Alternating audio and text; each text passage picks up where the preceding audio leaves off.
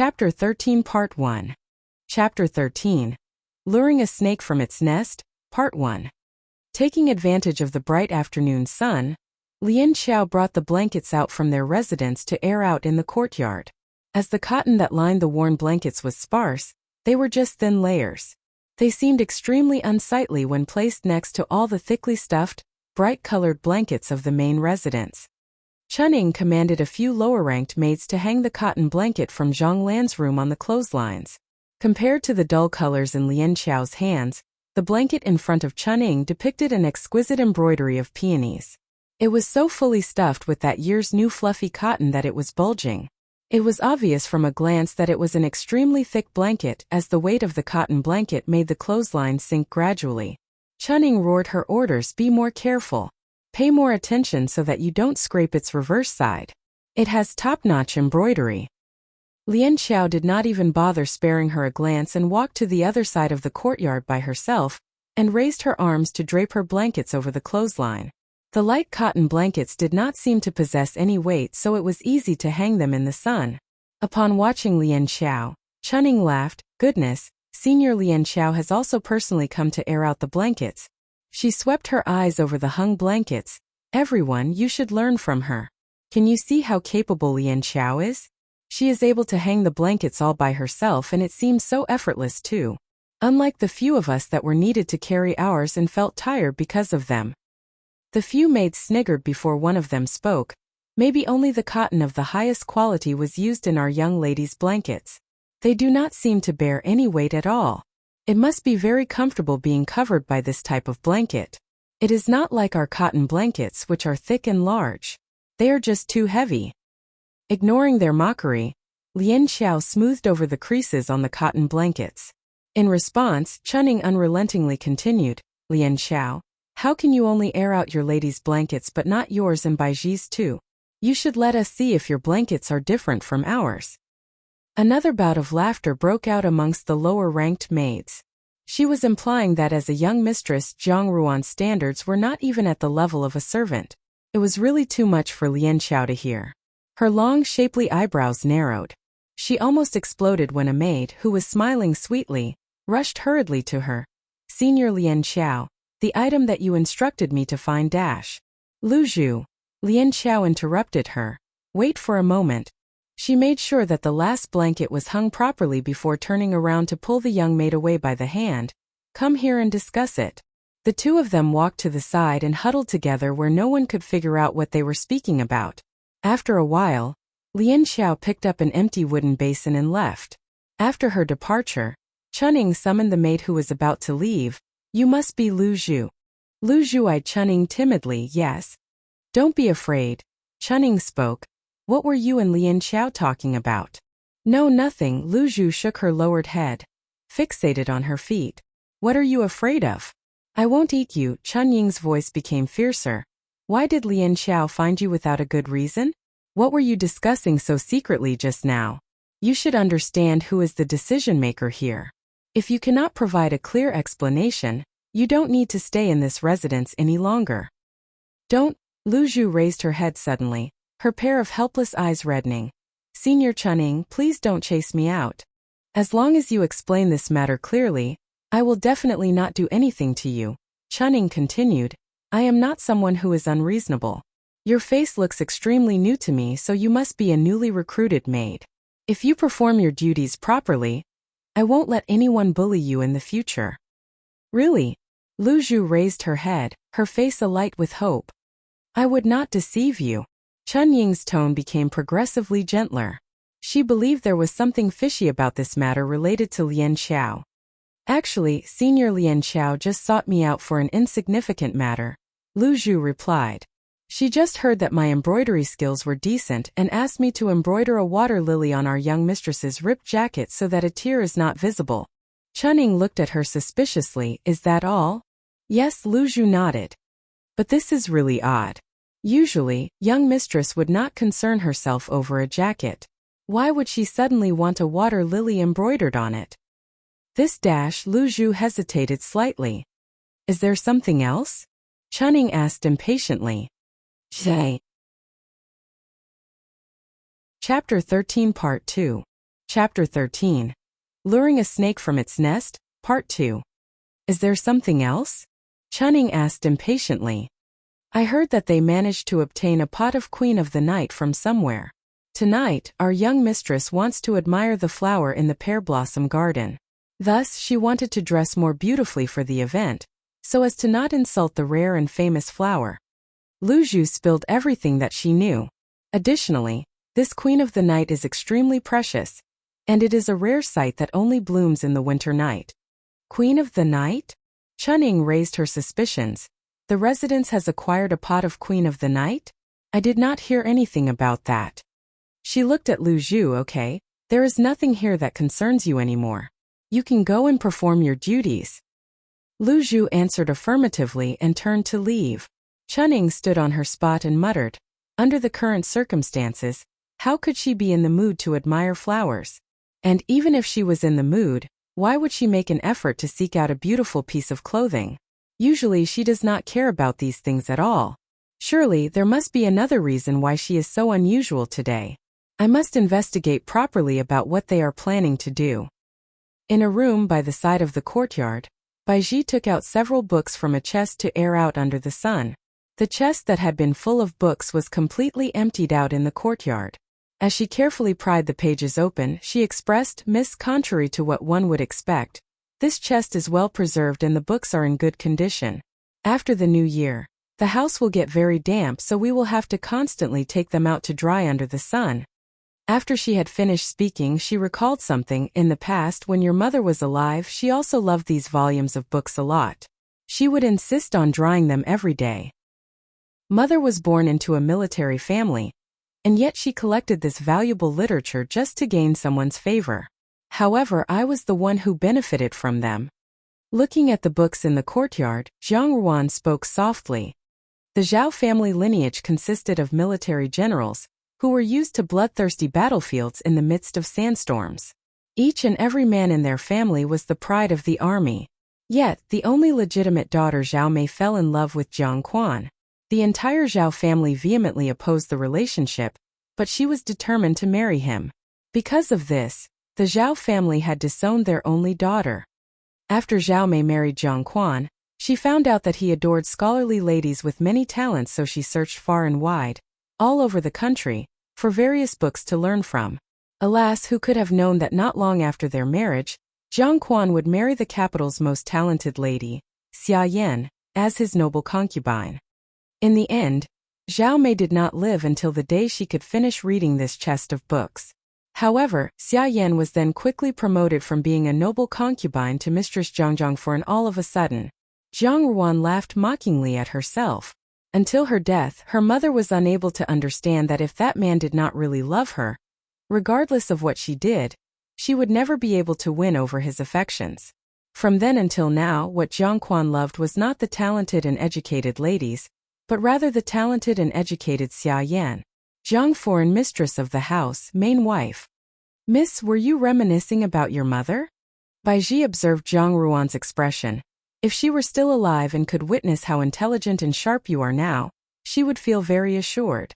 Zhang Ruan smiled non-committally. Baiji walked to her and was surprised to see the book in Zhang Ruan's hands. "Miss, why are you reading those military books again? There is no need for you to use the knowledge in battlefields. Why not read some folk stories and poetic verses? Even if we are not at war, our enemies may still approach us."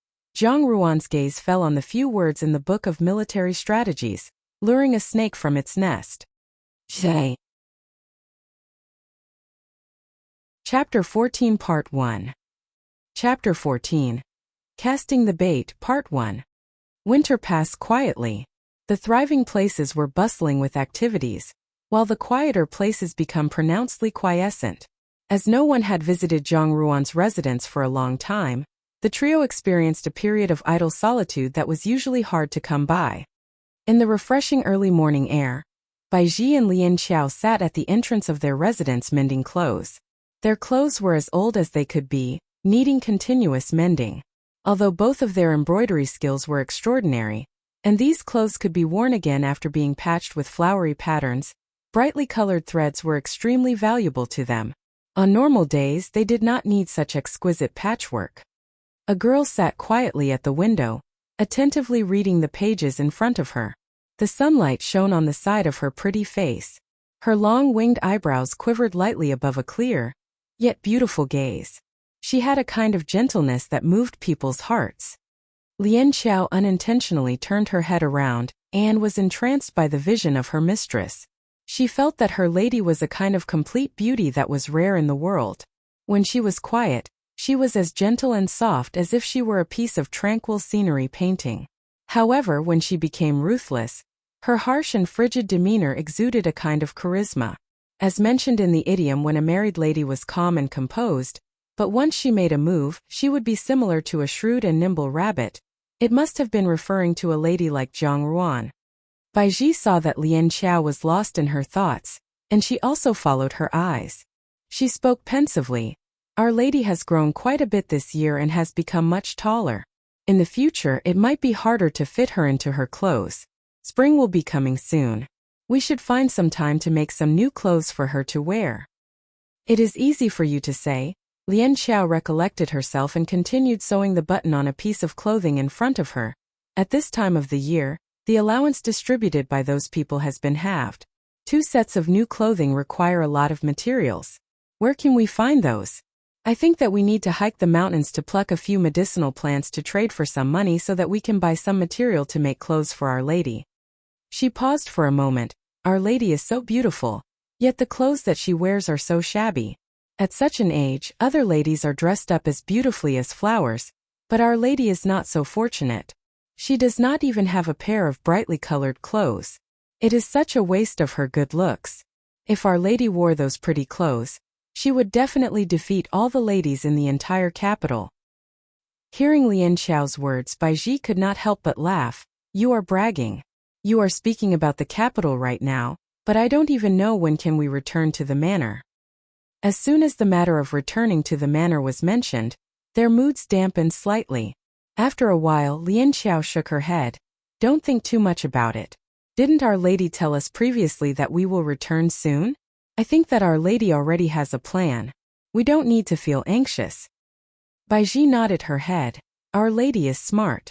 Just that, I hope that there won't be any mishaps.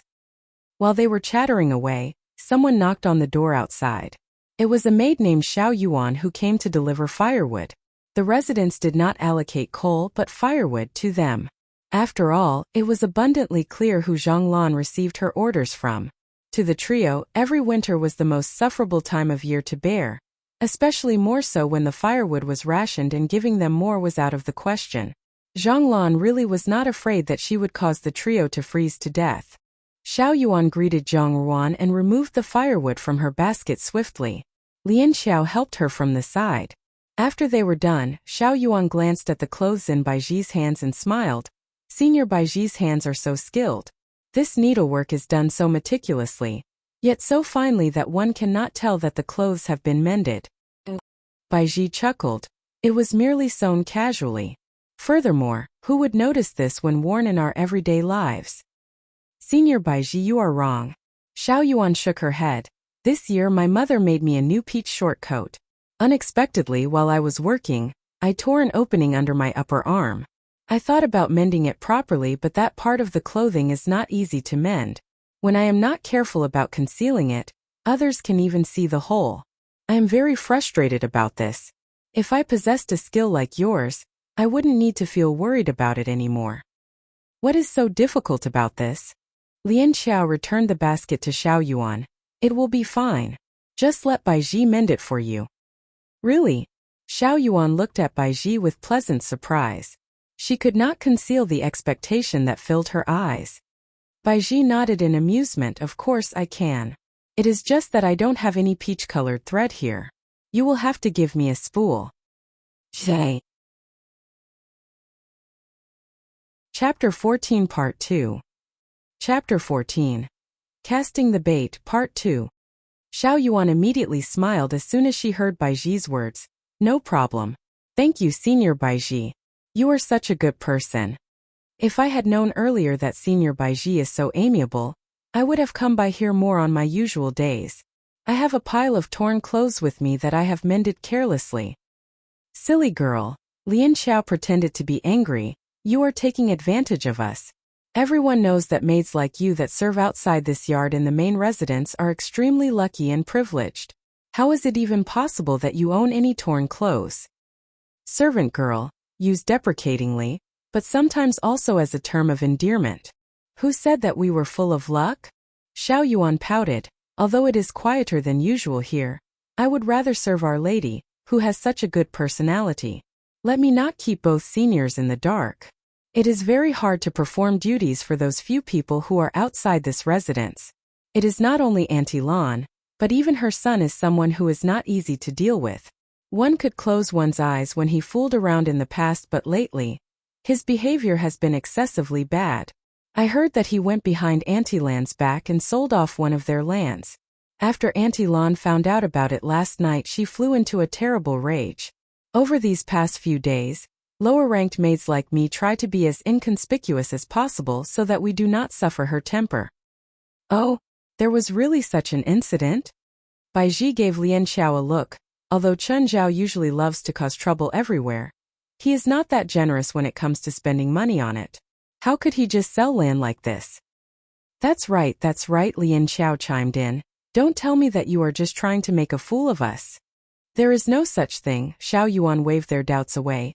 Even maids like us, who are in charge of shopping and are stationed outside of this residence, have heard about this matter.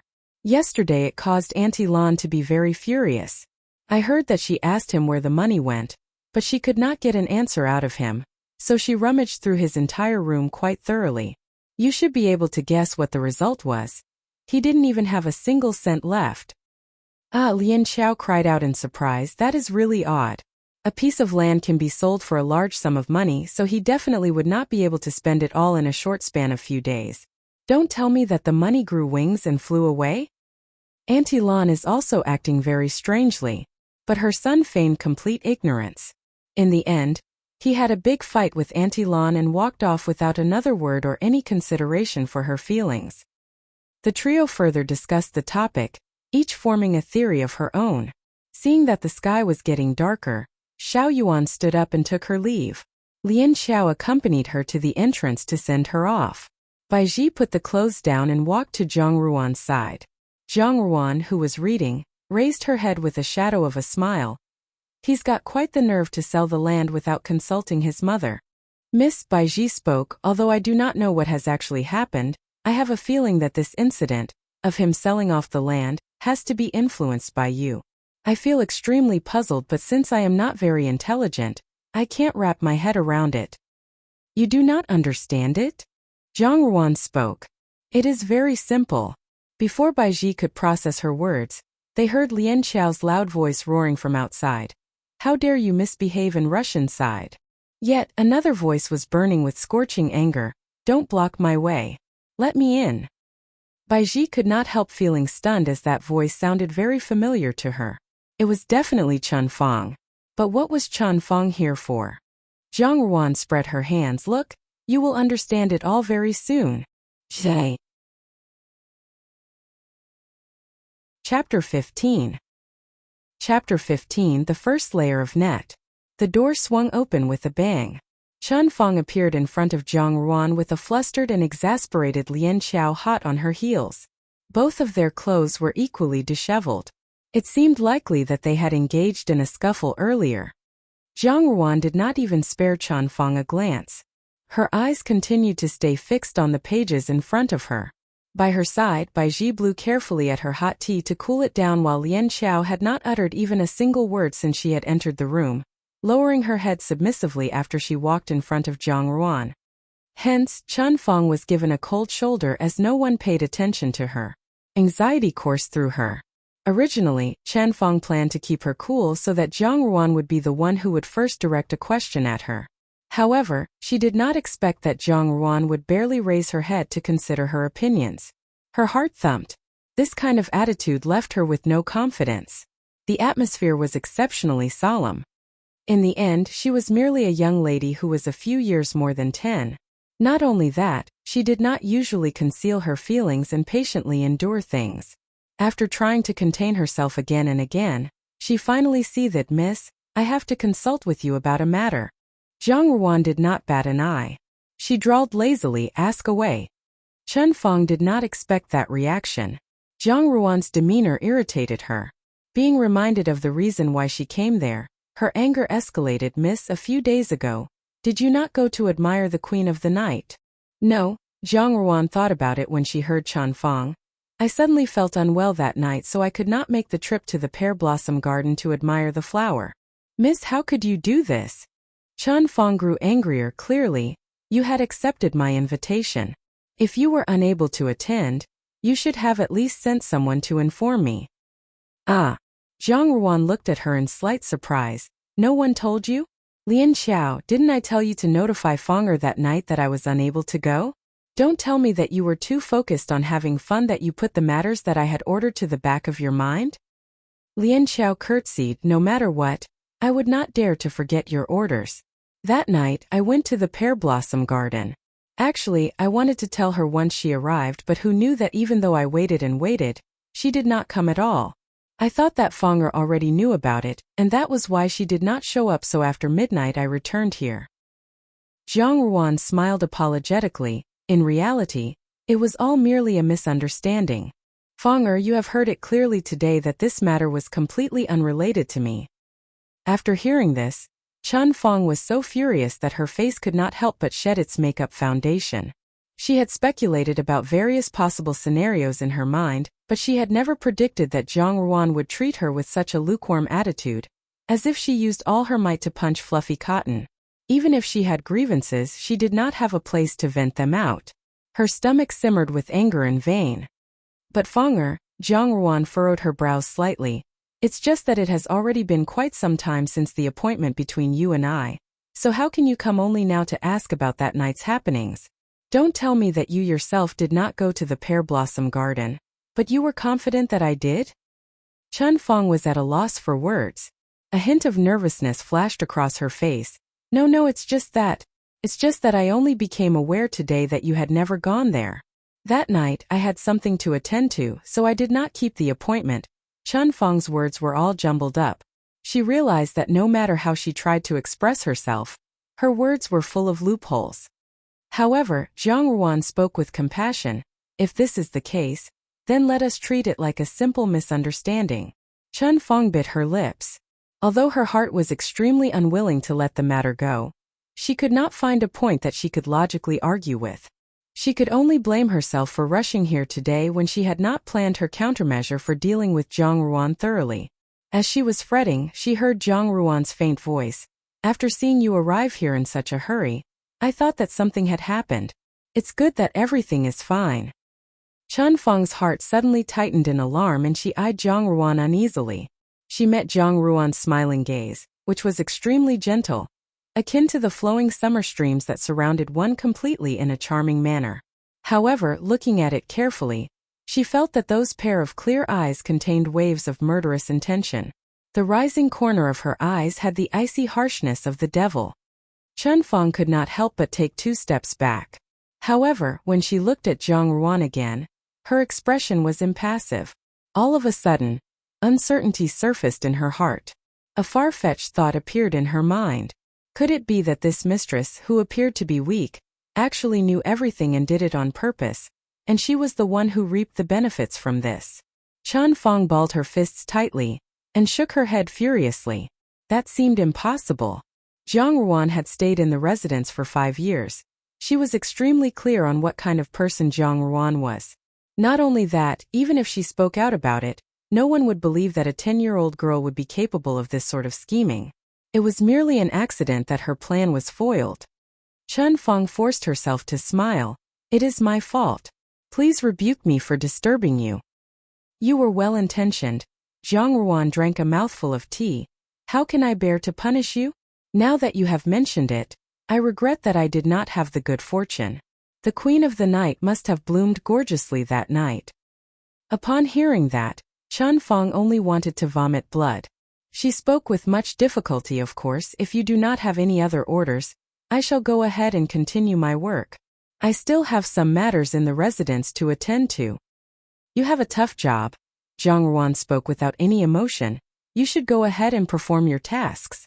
You are a very important member of this household. It felt as if those words had hidden meaning. Chun Fang's heart jumped, as if there was something horrifying that was following her from behind. Not long after, she left hastily. After Chun Fang was gone, Lian Xiao closed the door and spat. Look at her lack of discipline. She is out of control and does not act like a servant at all. Earlier, she was so full of herself and even dared to use that interrogative tone against Our Lady.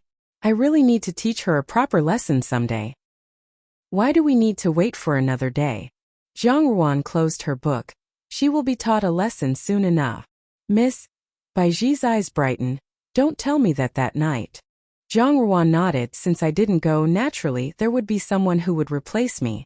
It seems like the younger sibling of Chen family, Chen Xiaomei, had not only invited a wolf, but also a wolf that loved money. Chen Ying's ability surpassed my expectation. This saves me a lot of trouble. Xiaomei, little sister. Literal meaning little girl. Mei Mei is the word for little sister. Chinese people often use shortened nicknames, so Xiaomei Mei refers to a little sister, and shortened it would be Xiaomei. Lian Xiao beamed. That girl is extremely paranoid by nature. I only needed to act a bit in front of her, and she took our bait in such a hurry. But I think that she is also someone who is immoral. Together with Chan Zhao, they must have mutually consented to it. You have accomplished this task beautifully, Zhang Ruan praised. Who knows how long will Chan Zhao be able to enjoy this? Chunning, please don't disappoint me. Chapter 16 Part 1. Chapter 16 Murder. Part 1. The story branched into two different, yet interrelated routes simultaneously. On the one hand, just when Chan Zhao and Chen Fang thought they would succeed, against all odds Zhang Ruan and her maids managed to emerge unscathed from this unfavorable situation. On the other hand, that night the main leads of this wonderful show were in the midst of their honeymoon period. Currently, a light olive-colored satin fabric, which flowed like cascading smoke, was fashionable on the streets. Its material was incomparably glossy as well as sleek. When sunlight shone on the fabric, it would reflect a faint glow. This type of clothing material was immensely popular among the madams and ladies of wealthy families, since they looked extremely elegant and beautiful when they wore new dresses made from it. At the moment, 2 bolts of that cascading smoke satin lay on a table in a room. A seemingly beautiful lady, dressed in purple clothing, was sitting in front of a copper mirror and carefully examining a pearl necklace on her neck. The necklace was made from South China pearls which were huge and round, and also of excellent quality. Exuding a subtle pink gleam, they enhanced the paleness of her neck. After a long time passed, Chunning removed the necklace from her neck. After all, she could never wear such an accessory out in public.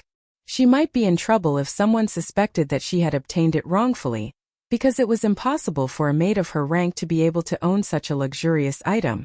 She walked to the side of her bed and reached under it to retrieve a small box and unlocked it using a small copper key. Filled to the brim, it was a box full of pearls, jade and enamel jewelry.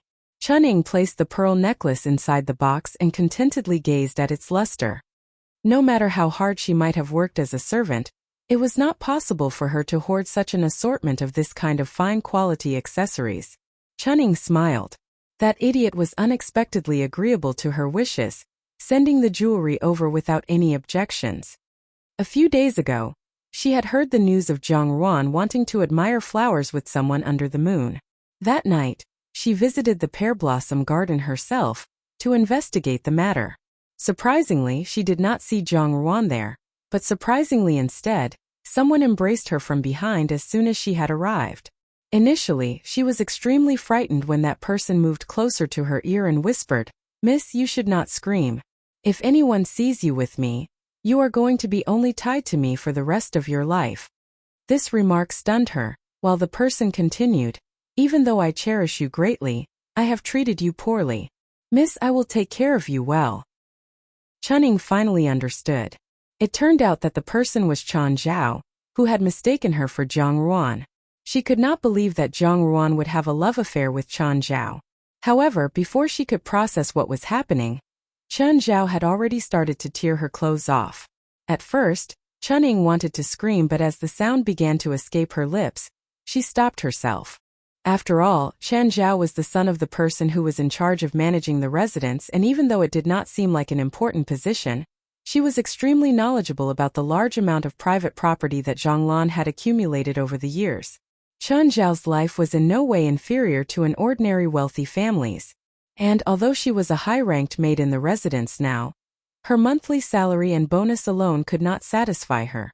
But if she had someone rich like Chan Zhao as a patron, in a brief amount of time, Chunning weighed the positives and negatives of the situation clearly and immediately stopped struggling. Yielding to Chan Zhao sexually, she had a passionate encounter with him. Chunning did not mind that she lost her virginity. If she could sell her body for a good price, then there was no harm in it. Anyway, in the future she could only be someone's concubine. Perhaps it would be difficult for her to meet a patron like Chan Zhao again, so she could not let him escape her clutches. Later, when Chan Zhao woke up and realized that the person by his side was Chunning, the color immediately drained from his face. Chunning merely warned him coldly that if he did not pay her for her silence, she would take him to court and let everyone know how Chan Zhao had humiliated her.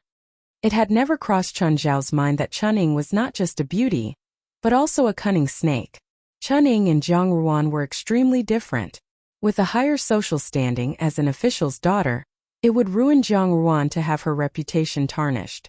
The Jiang family would never acknowledge such a disgraceful event in public, and thus could only hand her over to Chan Zhao in secret. Chunning, on the other hand, did not have any such worries. Not only that, she was extremely sly and shameless. It could be possible that she would file a lawsuit against him.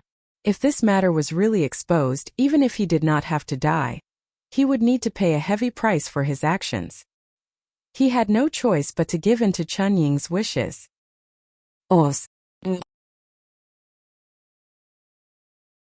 Chapter 16 Part 2. Chapter 16 Murder Part 2. As it was a rare opportunity for Chunning to be involved with Chan Zhao, her appetite would not be satisfied that easily. Coughing up money again and again, Chan Zhao had become embarrassingly short of money. However, Chunning still cornered him relentlessly. For this reason Chan Zhao silently sold off the first piece of land. How could one piece of land ever be equal to her? Everyone has a price, and Chunning felt that her worth was much higher than a piece of land. Chan Zhao, though, felt that Chunning was being too greedy. Their arguments became more and more serious, and eventually, one could no longer see the infatuation of the beauty under the moon that night. Chunning had just closed the box when she heard the door open. Chan Zhao impatiently strode into the room. She stood up immediately, knitting her brows, as she scrutinized Chan Zhao standing in front of her. Just within a few days of not meeting him, his expression had become haggard and his eyes bloodshot.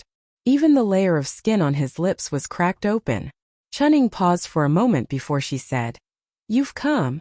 Chan Zhao sat down on the chair in Chun Ying's room and lifted a teapot from the table casually before pouring the liquid into his open mouth. Chunning wanted to stop him, but she restrained herself in the end.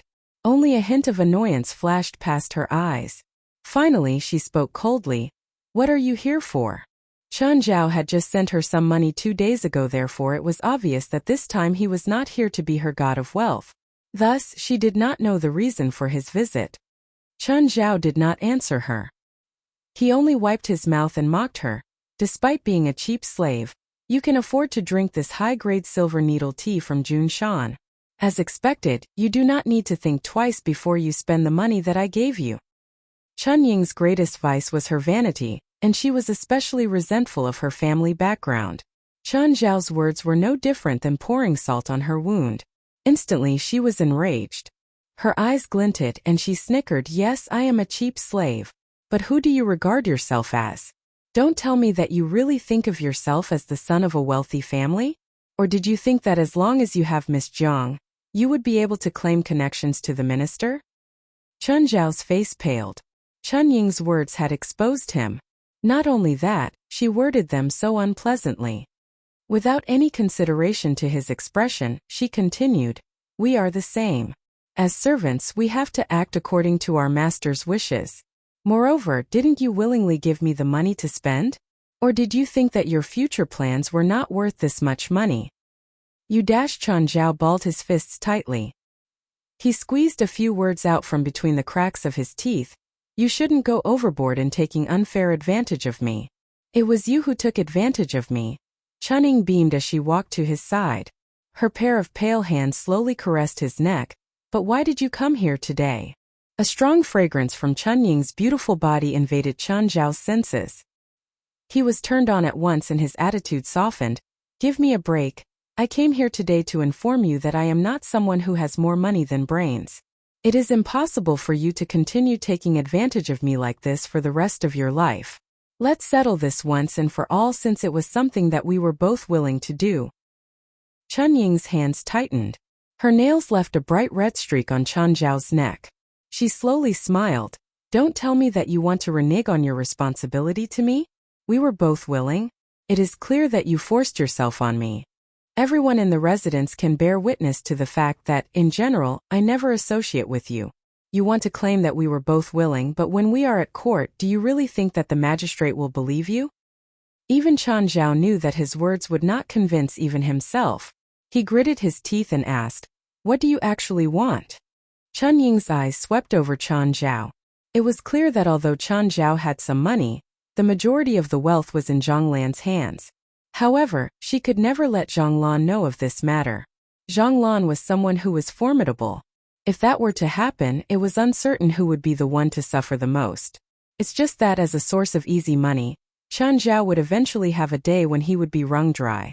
If she could capitalize on this situation, she would not get the worst of it in the end. At midnight, the moon was curved like a hook. The cold wind rustled through the wild, overgrown branches in the backyard. A Eurasian jackdaw perched on one of the higher branches of the tree and cawed twice, before flapping its wings and disappearing into the night. In the courtyard, a maid who was carrying a laundry basket scuttled by.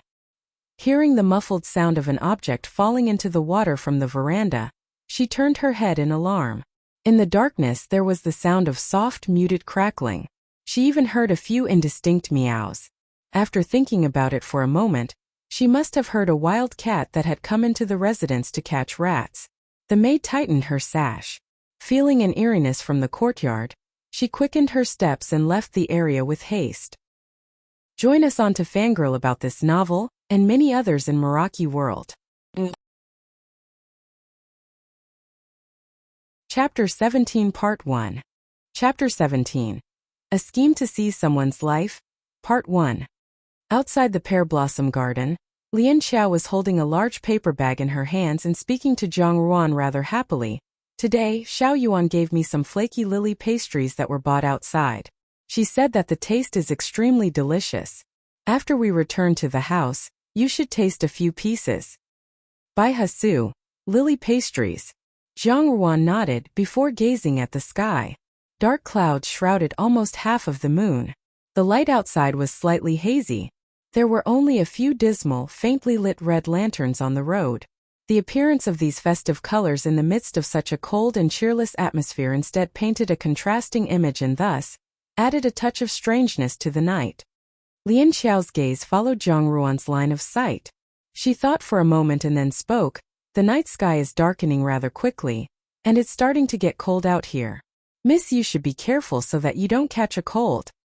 A murder taking place during a moonless night as the wind howls. Zhang Ruan suddenly chuckled.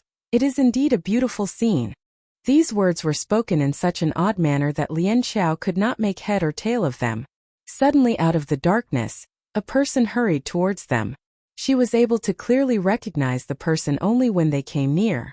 It was Chen Zhao. Chen Zhao also noticed the duo. He halted his steps immediately. Zhang Ruan dipped her head slightly to acknowledge his presence. Chen Zhao greeted Mississippi. Xiao Jia. Young lady, miss. Feeling slightly nervous, Lian Xiao stood in front of Zhang Ruan. For them to meet such a person in the pitch-dark night could only lead to some sort of mishap. Zhang Ruan's gaze trailed across Chen Zhao's tense expression and slid to his exposed neck.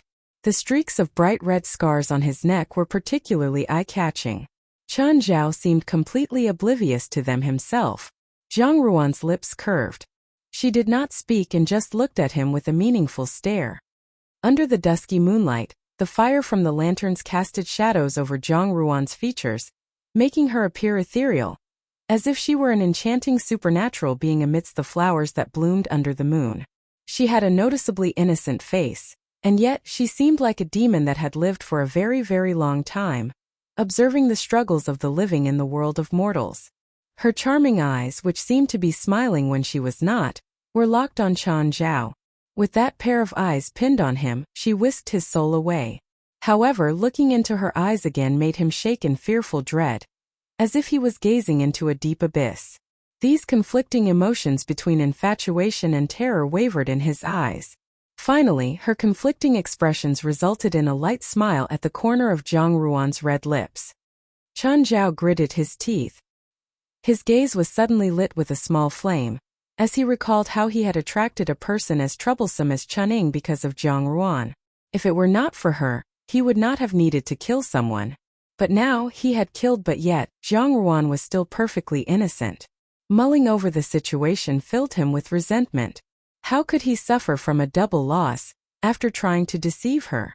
After examining Chan Zhao's eyes, which seemed like a hungry wolf, Zhang Ruan eyed Lian Xiao and spoke flippantly, with such a heavy atmosphere, "Let us leave and not draw any filth to us." Chan Zhao froze, as though a bucket of icy water had been poured over his head. Immediately, the fervent passion in his heart was driven away completely. He only felt gusts of chilly wind as the image of Chunying's widened eyes, just before her death, flashed before him. Chan Zhao shivered uncontrollably. By the time his thoughts veered back to the present, Zhang Ruan and Lian Xiao had already walked away. He balled his hands into fists and continued on his way angrily. Zhe. Chapter 17 Part 2. Chapter 17. A Scheme to Seize Someone's Life Part 2. The two of them reached the house. Just as Lian Xiao was putting the flaky lily pastry down, Bai Ji dashed over to them. Her expression was filled with anxiety. "Miss Dash." Zhang Ruan waved, gesturing at Lian Xiao to shut the door. Only then did she sit beside her bed and ask, "What's wrong?" "Chunying is dead," Bai Ji exclaimed. "What?" Lian Xiao was shocked. "How did she die?" Contrary to what one might expect, Chan Zhao is callous. Zhang Ruan laughed coldly. Chunying, though, was stupid. Seeing that Zhang Ruan was at ease without any sign of surprise, Bai Ji was astonished. "Miss, you already knew."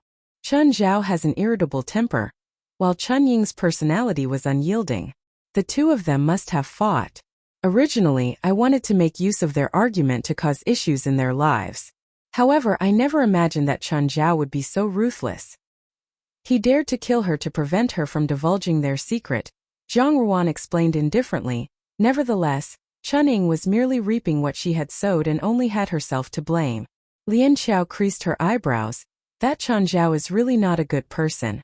He was really this cold and unscrupulous. However, it is obvious that when Chunying asked him for money, was akin to negotiating with a tiger for its skin. She wanted someone as terrible as him to sacrifice his own interests, so of course, she would not be able to succeed. It served her right to lose her life. Nevertheless, Bai Ji disagreed slightly, but still, this concerns a person's life. Chan Zhao is too scary. Luckily, Our Lady is quick-witted. If this were not the case, today would have been a terrible tragedy for us. How did you find out about it? Zhang Ruan asked Bai Ji. Bai Ji paused before she spoke lightly. Qiu Yan informed me that she had witnessed Chan Zhao killing someone with her own eyes. Qiu Yan. Zhang Ruan raised an eyebrow. She is someone smart. Miss Chunying's death cannot be related to us, right? Don't tell me that the matter of Chan Zhao killing someone will be passed over so easily? Chan Zhao has dug himself a grave. Zhang Ruan smiled. There is no need for us to take any action. Soon enough someone will expose him. His actions have already fallen apart and been exposed. Lian Xiao spoke. I keep feeling some uneasiness that this matter is not as simple as it appears. Although we did not intend for Chunying to die, the situation still has some connection to us. Zhang Ruan casually lifted a book from the table. What are you afraid of? The two of them engaged in an illicit affair, and had a dispute that ended in murder. How is it possible to get us involved? If they want to smear my name, I'm afraid it won't be an easy thing for them to do. They won't be able to claim that I made them commit adultery. If they want to go ahead and investigate it thoroughly, What will they be able to find? Lian Xiao slapped her own forehead. That's right. I am being silly. We did not expect this to happen, so what does it have to do with us? Chen Ying and Chen Zhao are not on friendly terms with us. Even if the officials come for us, we can defend ourselves with a clear conscience. Thus Bai Ji and Lian Xiao felt reassured and went to fetch some hot water. Zhang Ruan sat beside the oil lamp and leafed through the book slowly. Her gaze, though, traveled elsewhere. She had lied. Chen Ying's death was not a surprise to her at all, because she had already expected this ending. Everyone has their own weaknesses and limits. Chen Zhao was not only bad-tempered, but also someone who was unreasonably mistrustful of others. She knew that Chen Ying's continuous demands would only exhaust his patience, and sooner or later, he would stop believing that there would be a day when Chen Ying's greed could be satisfied.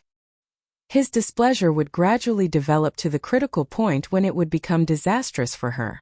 When his anger and shame from the inability to provide for her reached a turning point, his trait of cruelty would be provoked. Killing someone would merely be a natural course of action with these factors at play. For her to make this possible, she would also require Chen Ying's contribution. Chen Ying's materialism as a result of this opportunity to blackmail Chen Zhao, in which she herself could benefit without investing any of her efforts, fell into her lap. This chance would definitely be something she would not give up on. Zhang Ruan merely ordered Bai Ji to bribe a few servants to unintentionally mention Chen Ying's craftiness and insatiable greed in front of Chen Zhao. It was the right time, right place, and right people. Even if she did not orchestrate Chen Ying's death, she still had to die. Since this was the case, she could never be honest with her two maids. In their eyes, she was merely a helpless lady with a kind character, who had been forced into a corner where she had no choice but to fight back without any hesitation. However, she was the only one who was aware how rotten and corrupted her heart was under this skin of hers. Chapter 18. Chapter 18. Exposing a Failed Plan. The next day, Zhang Ruan woke up at dawn. Bai Ji had received some freshly cooked corn porridge for the morning meal. The corn was thoroughly mashed, then simmered to a pulpy texture.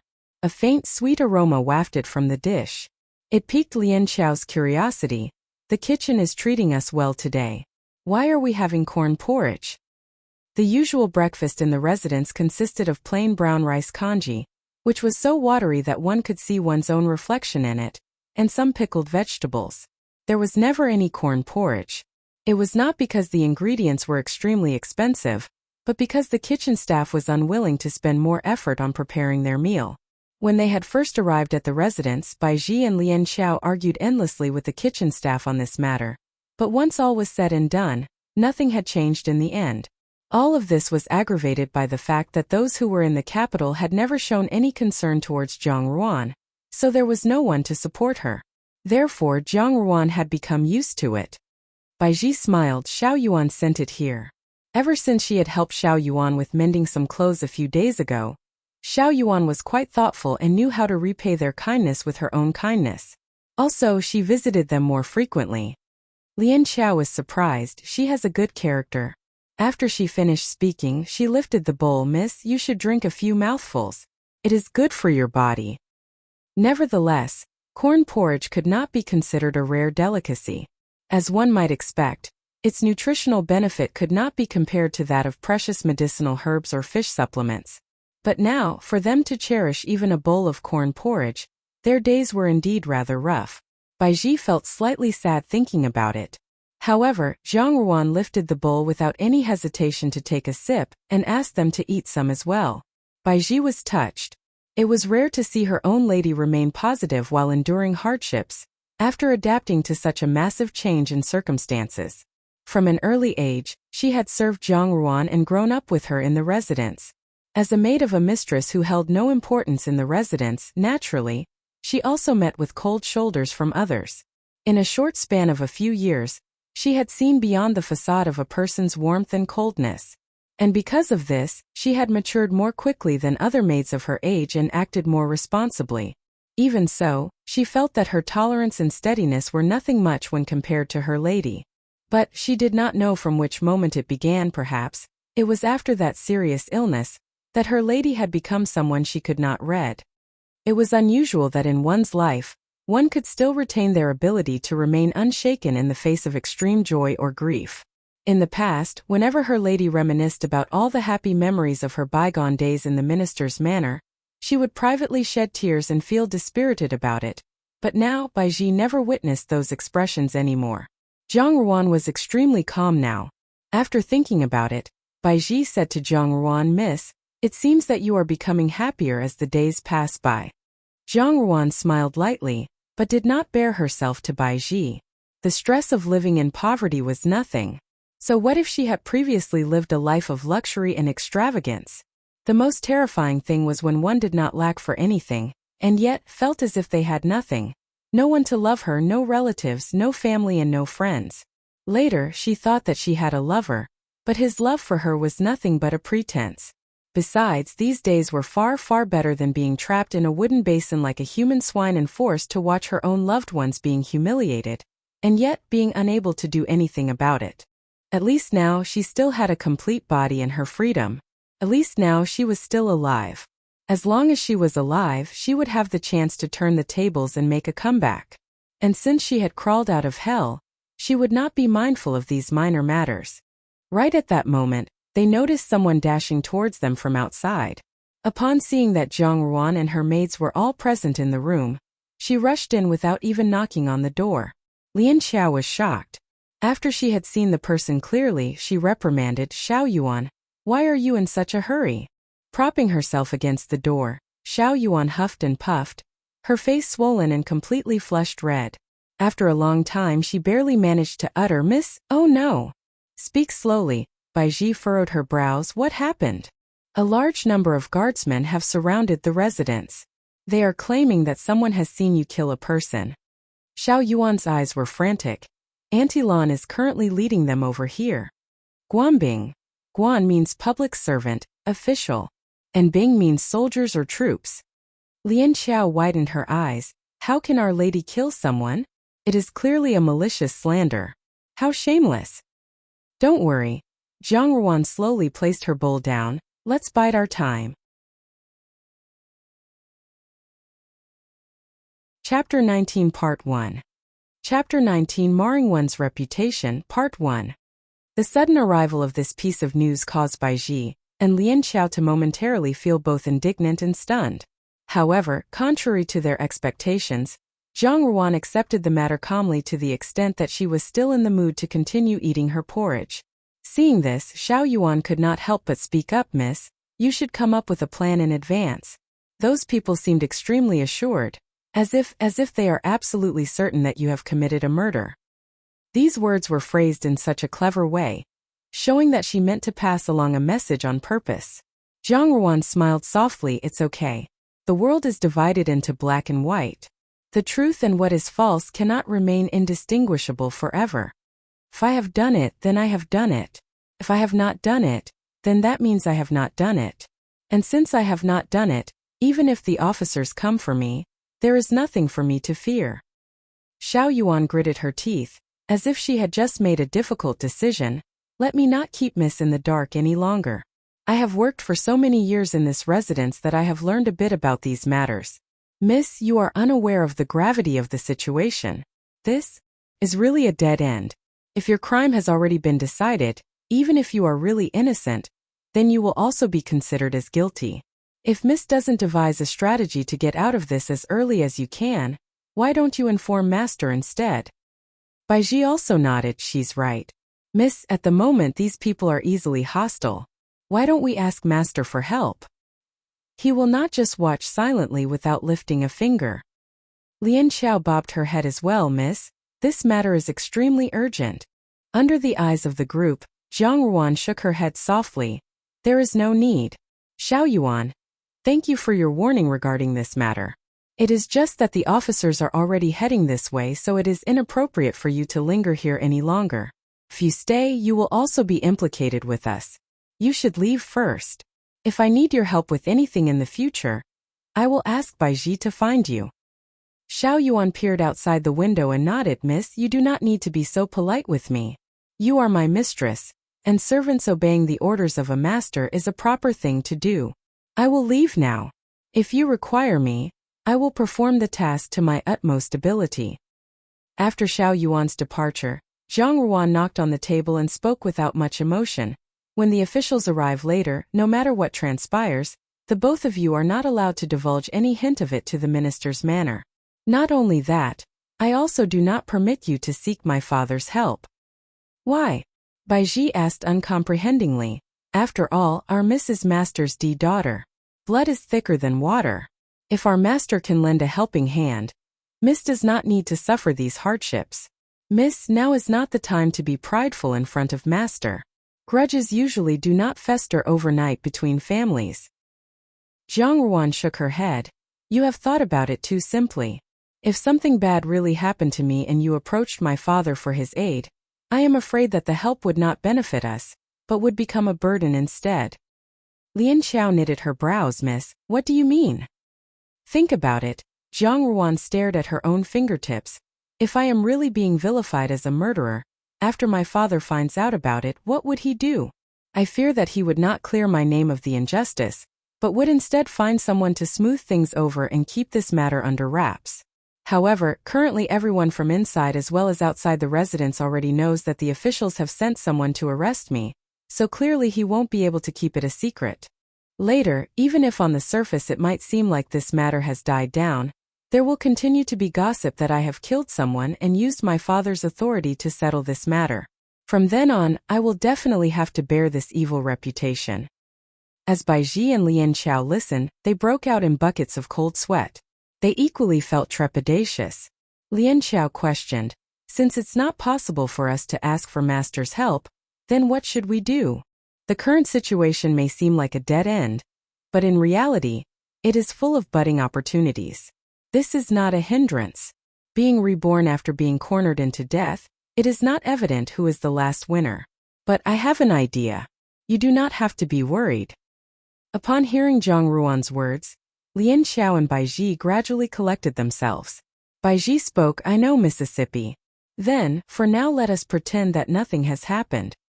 Zhang Ruan removed a piece of paper from a book that was beside her and passed it along to Lian Xiao. Pass this to Qiu Yan the day after tomorrow. Lian Xiao nodded. After thinking for a moment, she poured a cup of tea for Zhang Ruan. Yet, Zhang Ruan was not in a hurry to drink it, only caressing the corner of her own sleeves gently. Chapter 19 Part 2. Chapter 19 Marring One's Reputation Part 2. The incident for which the two maids initially suggested requesting Zhang Quan's help was overruled by Zhang Ruan.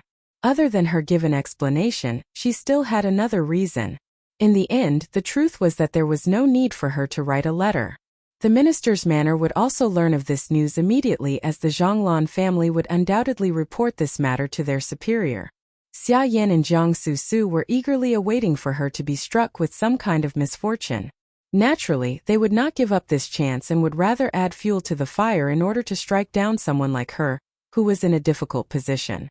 They were capable of many things, and Zhang Quan would be unlikely to take the initiative to get her out of this predicament. From her past life until now, when she remembered her own father's indifferent gaze that declared that his own daughter was a temptress, who not only brought havoc to the country during the shift in the throne position, but had also plotted to murder the emperor. She knew then that Zhang Quan had never deemed her his own flesh and blood. His only daughter was Jiang Susu. Even if she had to die, she would not ask help from Zhang Quan. Furthermore, after this matter passed, she had a huge gift for Xia Yan and Jiang Susu, that mother and daughter pair. She would consider the present as a repayment for their decision to send her to this residence, to live a cruel and inhumane life for the past 5 years. The show had to go on. It was just that the main character of the play had already been replaced in advance.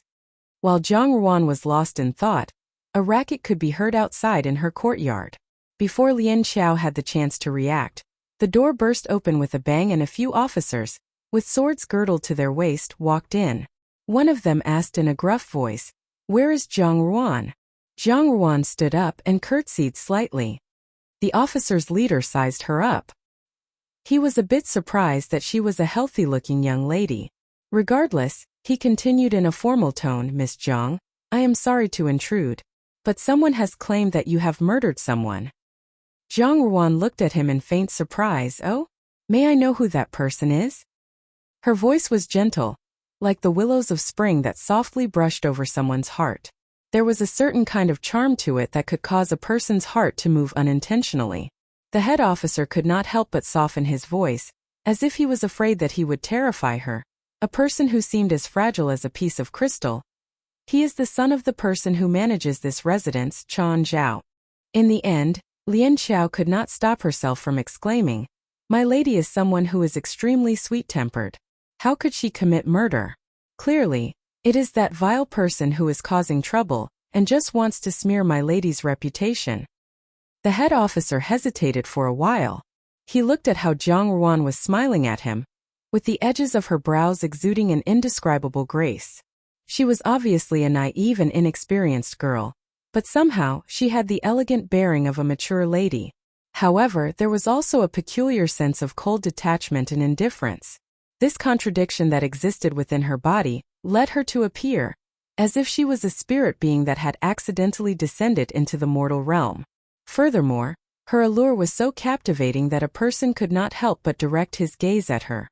Zhang Ruan spoke. "Lian Xiao, you do not need to say more. Whether it is true or false, his honor will make a sound judgment himself. We only need to wait and see." Hearing these words, the head officer's impression of Zhang Ruan improved considerably. He cupped one of his fists in the palm of the other hand, in a salute. "It is our recklessness that has agitated Mississippi. There is currently a search being conducted outside. Can you please step out of this residence so that it's more convenient for us to conduct our investigation?" Zhang Ruan smiled and walked out with Baiji and Lian Xiao. As soon as they walked out of the door, they saw that there were officers everywhere. Very quickly the small courtyard had become extremely cramped, with little space for movement. Chen Zhao stood beside Zhang Lan. When he saw Zhang Ruan, his eyes flashed. Without waiting for Chen Zhao to open his mouth, Lian Xiao leapt forward and went on a tirade as she pointed at Chen Zhao's nose. "Clearly, you are the one who killed someone and now you want to push the blame on Our Lady. You are really selfish and heartless in matters that do not concern you. Bah, you are such a two-faced lowlife." Zhang Lan laughed coldly. "What are you talking about? Lian Xiao, you can carelessly eat meals, but the same can't be said for words. You want to falsely accuse my Zhaoer? Be careful or else you will have to face the consequences." Chen Zhao looked at Zhang Ruan in grief as he lamented, "Miss, I did not want to expose you.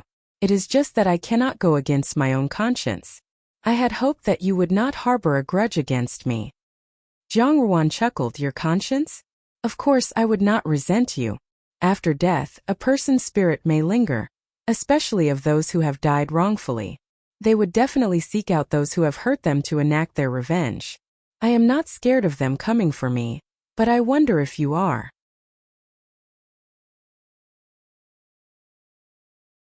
Chapter 20 Part 1. Chapter 20. Imprisoned Part 1. A picturesque beauty, yet in the light of the day, she was like a bewitching black widow speaking gentle phrases with an eerie aura. In the heat of broad daylight, Chen Zhao unwittingly reeled back, his back breaking out in a cold sweat. Hong Fun means rouge and powder. Figuratively, it refers to women. Kulu means human skeleton/skull. This is an ancient Chinese phrase with two meanings. 1. A woman with a beautiful appearance and a terrifyingly venomous heart. 2. A woman who uses her beauty to charm men and feeds off all their physical, mental, and material means until he dies. In this context, Black Widow Spider refers to the second meaning. In response to this, Zhang Lan chuckled. "This fool doesn't know how to speak. Miss Zhang, don't worry. If anything happens, there is still Master to rely on. Miss just needs to stay put." She spoke such malicious words, as if it was certain that Zhang Ruan was the mastermind behind this murder. In a few words, she was convicted of the crime, and so eliminated any chance for one to retort back. Zhang Ruan faintly smiled. "Lan Mama, to speak like this and declare with such confidence, is it possible that Lan Mama also coincidentally saw me killing someone?" Startled, Zhang Lan gave a dry laugh. "This old servant actually did not." "That is true," Zhang Ruan said softly. "Lan Mama, please take heed as to how you speak. For those who aren't aware of this matter, It would seem like Lan Mama is deliberately putting the blame on me. Zhang Lan's heart tensed as she lifted her gaze towards Zhang Ruan. Zhang Ruan was looking right at her with a smile, yet it did not reach her eyes. Her pupils resembled a dark abyss, bearing a sense of mocking indifference. At that moment they heard a few officers dash over to the brooding head bailiff, exclaiming, "Leader! A female corpse was found in the well." With such shocking words, all the servants immediately retreated from Zhang Ruan's side, looking at their miss and her two servants with alarm and contempt. Lian Xiao and Bai Ji were utterly shocked and could not stop themselves from glancing at Zhang Ruan. However, seeing her steady countenance with its unchanging faint smile, as well as her delicate yet unyielding frame, calmed one's anxieties. The head bailiff could not help but admire the trio of this young miss and her maids. During such a misfortune, it was rare for someone to not show their emotions and remain unperturbed. Sweeping his gaze across the courtyard, he noticed that besides the trio, everyone else had formed a faction. This seemed a little unreasonable. These servants addressed Zhang Ruan as Miss, yet their attitudes were disrespectful. Moreover, this dilapidated courtyard did not seem like the home of an influential family's young lady. The head bailiff was slightly more aware of the situation. Any young miss that made a mistake would be sent off to live in a county estate to reflect on their past errors. However, this family's young lady seemed to be quite unlucky. Not only was her life an abyss of suffering, but she was even being framed by someone. The subordinate officers inquired, "Leader." The head bailiff recovered and looked towards Zhang Ruan. "Miss Zhang, please pardon me. As the female corpse was found in your courtyard, we need you to follow us and stay in prison for a period of time." After this statement, he tried to read Zhang Ruan's expression. She calmly accepted his stare and even gave a respectful bow. One shall comply and obey. With no fuss or tears, it did not seem like she was being dragged off to be imprisoned, but rather being escorted to attend a banquet. With no crack in her unfailing poise, the head bailiff could not help but admire her, and declared, "Don't worry, Miss Zhang. I, Li Mi, will definitely ensure that the truth comes to light and will not let the villain slip away." After hearing this profound statement, Zhang Ruan faintly smiled. "Thank you, Darren." "Darren, a title of respect toward superiors, sir." All the surrounding officers were somewhat surprised. This leader of theirs, Li Mi, had always been impassive. Being inflexible and harsh by nature, he had never shown any solicitude, much less kindness towards criminals. It made one feel disconcerted to see his hospitality today toward this silly little girl. Chapter 20 Part 2. Chapter 20. Imprisoned Part 2. Chen Zhao was able to perceive the bailiff's concern, and thus sneered, requesting Darren to investigate the incident diligently to bring justice to the people. He then turned towards Zhang Ruan. "Miss, after a few days I will visit you. Miss, please don't be too anxious." Lian Xiao snorted, "What a ploy! Framing and fawning over our miss at the same time. Chen Zhao, do you believe our miss to be a fool to play along with you? Remember this, you are only the son of a steward. In front of our miss, you will never be qualified to mention yourself. Your name has but 2 words, and that is servant." "Humph." Lian Xiao flatly spat out everything she wanted to say to him. Upon hearing this, Chen Zhao's expression flickered back and forth between fuming rage and pale ashen. "Slave or derogatively flunky." Zhang Ruan giggled and addressed Li Mi. "Darren, since Chen Zhao's statement about witnessing me kill someone has no relation with these 2 servant girls, I would like to request Darren for consent to allow these 2 girls to stay in the estate so that they can send a letter to my family." Li Mi mused and nodded. "All right, I will allow it." With her eyes gleaming with tears, Lian Xiao held Zhang Ruan's hand. "Miss, please be careful not to be bullied by others." After thinking about it some more, she still felt uncertain. It would still be better to let this servant come along with Miss because this servant is not afraid of being locked up. Zhang Ruan could not help but laugh and squeezed her hand. "Silly, it is not a walk in the park. There is no need for a companion. I will be out soon. If you follow me, who would help me send word to my family?" "Send word." Zhang Ruan enunciated these words a little stronger, and Lian Xiao was astonished. Bai Ji approached Lian Xiao to pull her away, reassuring Zhang Ruan, "Miss, please take care of yourself. These servants will ensure that the letter is delivered." Zhang Ruan nodded and addressed Li Mi. Let's go. All the officers were bewildered as they had never seen one take such initiative to be incarcerated. With her actions, it seemed as if she were the master, and these officers were merely her entourage of bodyguards. A sliver of dark intention flashed in Chen Zhao's eyes. Initially, he wanted to see Zhang Ruan embarrassed and crushed. He never expected that she would still remain calm and collected, even glancing at him with a mocking smile. Her graceful demeanor remained unchanged, causing one's heart to skip a beat. After a while, Zhang Lan ruthlessly slapped him. What are you looking at? Is there anything worth seeing? Truly wretched. Once Zhang Ruan reached the prison, Li Mi arranged a cell especially for her. There were several other people in the prison, and upon seeing such a lively young lady, their foul mouths uttered every kind of filthy word. Nevertheless, Zhang Ruan looked on aloofly, without embarrassment or anger. Thus, upon seeing her calm reaction, the person in the neighboring cell was amazed. Curiously, the prisoner leaned forward against the grill to look at her. Seeing that Zhang Ruan had no intention of responding, the inmate began to query, "Hey young lady, why were you locked up?" Zhang Ruan looked towards the direction of the sound and saw an extremely filthy person staring at her. From head to toe, the person's clothes were dusty and covered with mud, and although unkempt hair covered the person's face, with a pure and sweet tone, it was clear that it was the voice of a young woman. After glancing at her, Zhang Ruan did not respond. This young woman was shocked and relentlessly persisted. "Hey, why are you ignoring me? Could it be that you are deaf? You look quite beautiful, yet it turns out you're a master that cannot hear at all. Tsk, how pitiful." Zhang Ruan stared at her. "How does that concern you?" "Ah, so it turns out you're not deaf or mute." The woman cried out in pleasant surprise. "I'm bored to death here, so you came at the right time. The two of us can keep each other company."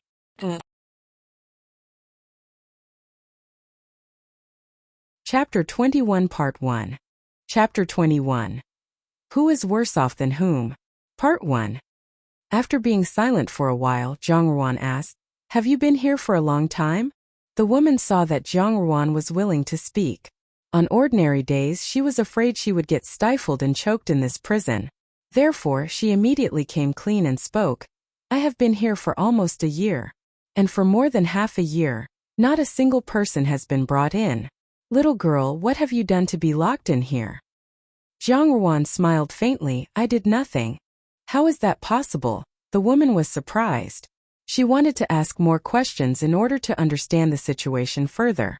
"Is it that you have also been wrongly accused? When I look at you, you seem to look like the daughter of an influential family. How could they dare?" Zhang Ruan looked at her. "What do you mean?" The woman shrugged. "No, nothing." Zhang Ruan sighed gently. The sigh contained her helplessness, as if she had experienced great grievances in life, as if there was a heavy load in her heart that made her feel immense sadness. The woman secretly looked at Zhang Ruan through the hair covering her eyes, and in seeing this made Zhang Ruan smile. Her eyes were full of strength and warmth. They seemed to immediately make one feel comfortable around her. The person in front of her was clearly just a young girl like herself, however. She was full of a kind of charm and exuded an aura of enchantment that made it so that others couldn't help but look twice. The girl swallowed. "You are not aware, since you have just come. To get out of this place you have to rely on silver. I was just an ordinary young woman, and when I got married, my husband went to the sea on business. But, unfortunately, he met with some gangsters there and never came back. Only my mother-in-law and I lived together. Who knew that my husband had a brother? He had invested some money with my husband, and one day when I was out of the house, he strangled my mother-in-law and then blamed me. The prefectural magistrate here was a muddle-headed official who had been bribed by my brother-in-law. I was forcibly taken to the prison and eventually had to confess under torture. Although I wasn't sentenced to beheading, I was confined to live in this prison for a long time." When the young girl told her story, she appeared sad, but her voice was toneless. She didn't have any tears. She had been in the prison for a year already and her tears had already dried up. Although it was painful, she could only accept life as it was. Seeing that Zhang Ruan remained silent, the girl slowly grew comfortable with her, saying, "But little girl, I see that you are different from me. Although your clothes don't look very good, I can see you are not an ordinary family's daughter. How have you ended up here? Zhang Ruan smiled slightly. Even a small family has its share of scheming and intrigue. So will a large and wealthy family lack those backyard politics. When the woman heard this, she felt that it was reasonable. Her gaze towards Zhang Ruan became more compassionate. Little girl, this prison is no better than the outside. I have lived here for a year. No one can stay here. Since both of us share the same cruel fate, it will be good to talk to each other often. My name is Xu Fan. You can call me Fanjejia. Elder sister. A girlfriend who is almost a sister to you. Zhang Ruan nodded. Fanjejia. She looked around. Have all the prisoners here been wrongly accused? Xu Fan shook her head. Not everyone, but the experiences of most people here are just like mine. Some of them are really guilty, but they don't have enough silver to bail themselves out. But anyone who is guilty of crime, yet possesses the monetary resources, will easily be able to get out. Qian Wanli was the prefectural magistrate of this area. Zhang Ruan remembered clearly that this person loved money and was extremely greedy. Even with a dead goose, he would want to pluck off a few feathers to make profit. Over these past few years, there had been no lack of opportunity to fleece others. This time he took Chen Zhao's money, but he really thought far ahead of Chen Zhao's means. Knowing her identity, he locked her up wanting to extort more money from Jiang Quan.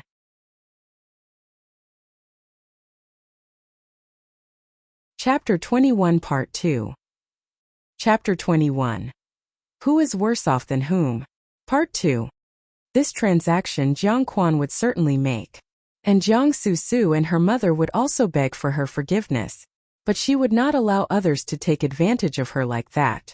If Qian Wanli wanted to eat a fat goose, she didn't mind letting him try being killed in the process.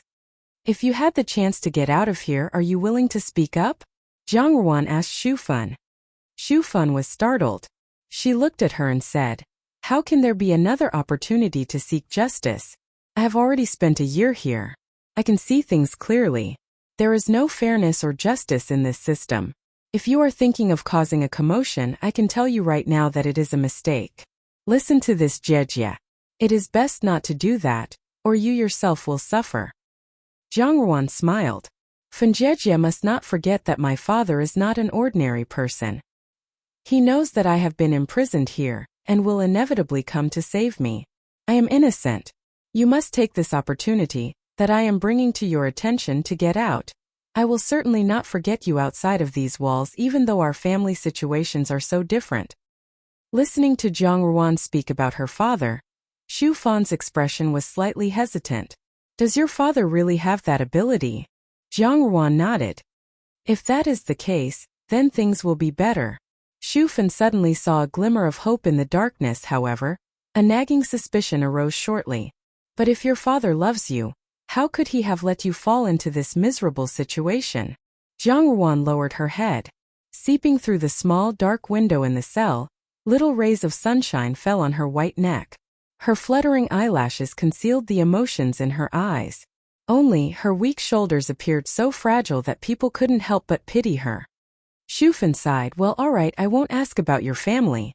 It is just that, will your father really come to save you? Yes, my maids must have already sent him a letter by now. My father will soon send someone to pick me up. Zhang Ruan blinked. When? Xu Fan still had some doubt. Tomorrow. Zhang Ruan smiled. I think there will be an opportunity for you to appeal for justice tomorrow, Fanjejia.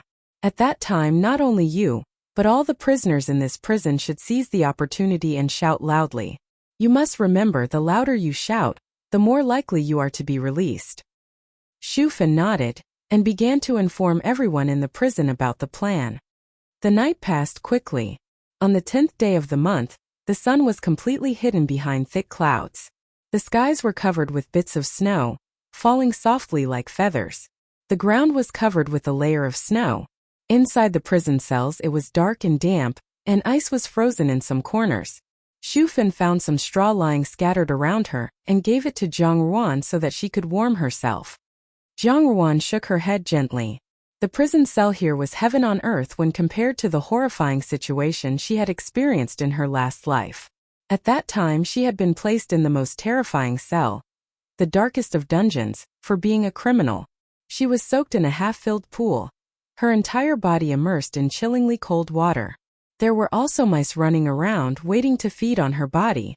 The freezing water constantly flowed against her body, causing a chill in the viewer's heart. Even if such a snowfall occurred today, it could not compare to even 1,000th of her experience. These days it seemed like the incidents of her past were repeating themselves. She was once again locked up in a prison, but this time she would no longer be as miserable and helpless as she was in her previous life. She would not let herself be tortured. Now that she was still alive, she owed some people and some people owed her. She needed to collect her debts. The suffering she was experiencing at present, combined with her grievances from her previous life, must all be returned in full to all the people who had been the cause of it. Until then, let's see who is worse off than whom.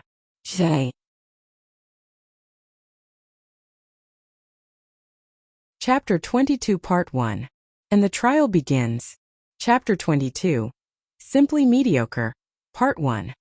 Today, East Street was exceptionally lively. This was due to an ongoing trial of a judicial case by the prefectural magistrate. It was said that a young lady, who had been banished to the county estate, murdered a maid of the estate and disposed of the body inside a dried-up well. Also, the witness to the crime was the son of the steward. This matter had both human testimony and material evidence. There was much discussion among many people about what a vicious heart the murderous young lady possessed. Somehow, that maid must have unknowingly offended her. Some asserted that the young lady abased her status, to even contend with a maid in such a manner. To not even spare a person's life. Who knew which family's young lady could be this arrogant? At this moment in the prefectural magistrate's office, a paunchy middle-aged man sat in the central seat. Wearing a lake green silk brocade chong pao, the jade girdle at his waist was a little strained because it was unable to cover his portly build.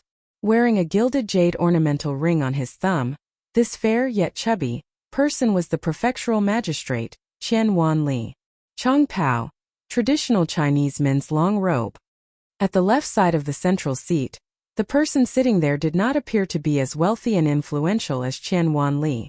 On the contrary, he was dressed in clothing made of such simple and unadorned material that it could even be considered somewhat coarse, portraying an appearance of poverty from head to toe. He was an incongruous fit in a hall filled with moneyed aristocracy.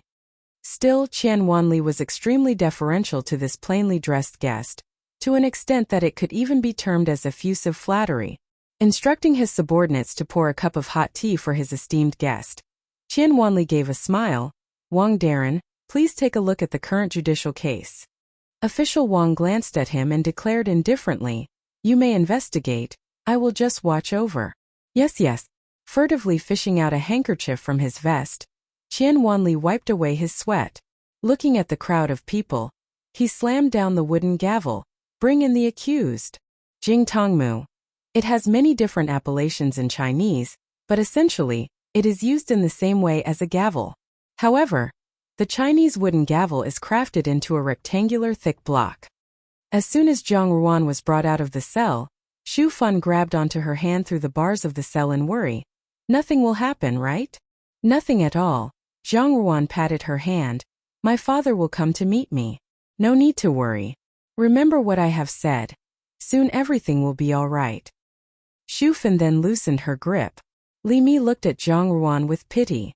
In fact, not only would Zhang Ruan's father not receive her, there wasn't even anyone to plead for leniency on her behalf. Today was just an examination of the legal records. Currently, all the leads pointed towards Zhang Ruan, as there was no one willing to plead in her defense. And even though he would like to help, he was powerless, and as the investigator of the case he also needed to avoid arousing suspicion of showing favoritism. Li Mi heaved a deep sigh. It would be difficult for Zhang Ruan to escape conviction. The verdict was already predetermined. Thinking about Zhang Ruan's imminent tragic circumstances, Li Mi's manner became even more gentle. When Zhang Ruan was brought out to the magistrate court, the curious crowd surrounding the main court hall was a little surprised. They were under the impression that the young lady, with the courage to commit murder, would inevitably be a fiend, a vulgar, shallow shrew. After all, her appearance would resemble her heart. And so, who could have known that the person who would be brought in was in fact a beautiful young girl? Her overall demeanor was calm and tender, and not even the least bit terrifying. People easily believed what was in front of their eyes, but at the moment, they were in disbelief that Zhang Ruan could really be the individual behind the murder. In his own mind, Qian Wanli too felt it was weird. It was unexpected that the main suspect could actually be this delicate and charming beauty. This kind of thought betrayed his tender and protective feelings for beautiful women. However, with a quick glance at the person sitting beside him, he cleared his throat and slammed down the wooden gavel with a loud shout, "Audacious criminal, why are you still not kneeling?" With a lowered head, Zhang Ruan quietly knelt. Then, raising her head, she revealed a clean, graceful young face and asked in puzzlement, "I am unaware, Darren, what crime did this citizen commit?" Nufin, female offender in olden times in Imperial China. Here it depicts Zhang Ruan humbling herself in her speech in front of the magistrate. As she spoke, her facial expression remained unchanged. Moreover, her voice seemed extremely soft and melodious. All at once, it seemed as if she were a beautiful painting, her each and every little move causing people to admire her. Chapter 22 Part 2. Look at JR lawyering up. Bravo, girl. Teach them a lesson. When you read this chapter, you will be in awe. But then suddenly the realization hits, she is still just a girl. And then that wild image of a young defenseless girl defending herself in the courtyard. But mwahahaha. Chan Zhao, you fool. Your end is near. Guys, you're gonna love the trial from here on. Face with tongue. Chapter 22. Simply Mediocre Part 2. Knitting his brows, Qian Wanli slammed down the gavel. Silence. Suspect Zhang Ruan, you are accused of killing a maid, Chunning, and disposing of her corpse inside a dried-up well. There is testimony and evidence against you. I would like to see how you will deny this crime. Then he yelled, "Bring in the witness." Sitting in the seat beside him, a glint of dissatisfaction flashed through the eyes of Wang Darren. In this manner of investigating a case, it seemed as though one was practically seizing through forceful means, with no room for a word in the defendant's defense. Honestly, it seemed as though the purpose of this investigation was to convict the girl hastily, as if he was impatient to establish her crime. The witness was swiftly brought in. Today, Chan Zhao wore a set of white clothes to put on an appearance of being extremely neat. Upon entering the main hall, he immediately made his salutations to Qian Wanli. Qian Wanli questioned Chan Zhao, "Did you indeed personally witness Zhang Ruan commit murder?" "Yes, Darren, that's right," Chan Zhao replied, glancing at Zhang Ruan. "I attest to witnessing Miss Zhang murder Chunning and pushing her into the well." The crowd immediately burst into a chaotic discussion. With such conclusive testimony, it seemed almost definite that Zhang Ruan had really committed murder. Zhang Ruan looked towards Chan Zhao. "I have a few questions, Darren. Would you please permit me to ask him?" Qian Wanli chanced to look towards official Wang sitting at the side, and when he gave a wave of his hand, Qian Wanli then responded, "You may ask." Zhang Ruan gave a slight smile. "Thank you, Darren. I would like to ask Chan Zhao, are you sure that you witnessed me commit murder?" "Yes," Chan Zhao responded. "At the time, I was in the courtyard and saw with my own eyes when Miss killed Chunning in the residence." Chan Zhao, even if we set aside the possibility of you, as a male outsider, entering my courtyard without giving due notice, since you saw me commit a murder, why did you not try to thwart it? Furthermore, you even continued to watch me dispose of the corpse. Wouldn't this be considered as you being my accomplice? If I were to be convicted, should you not be convicted as well? When Chan Zhao heard this, he was shocked and unconsciously replied, "And by the time I noticed, she was already dead." Then, Zhang Ruan blandly responded, "So you are asserting that when you saw Chunning, she was no longer alive. How did she die? What was the cause of her death? How did you conclude that it was me who had murdered her?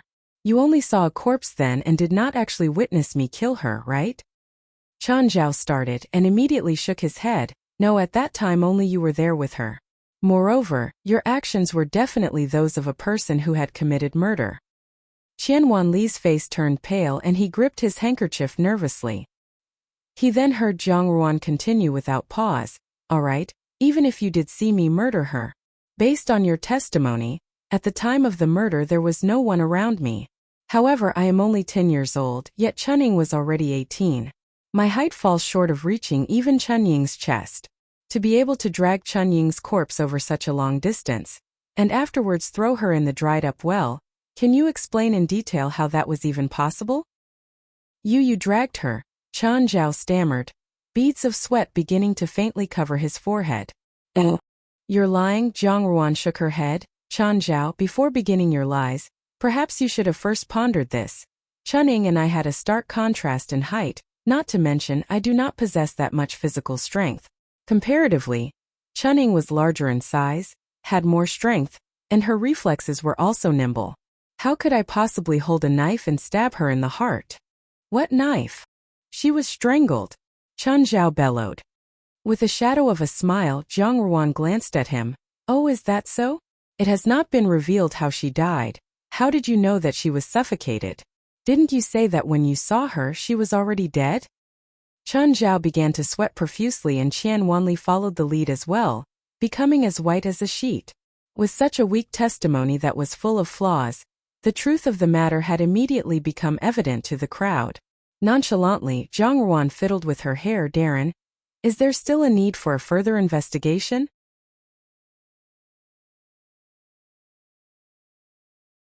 Chapter 23 Part 1. Chapter 23 Reversal, Part 1. The beauty was like a poisonous flower, with a lethality behind her smile.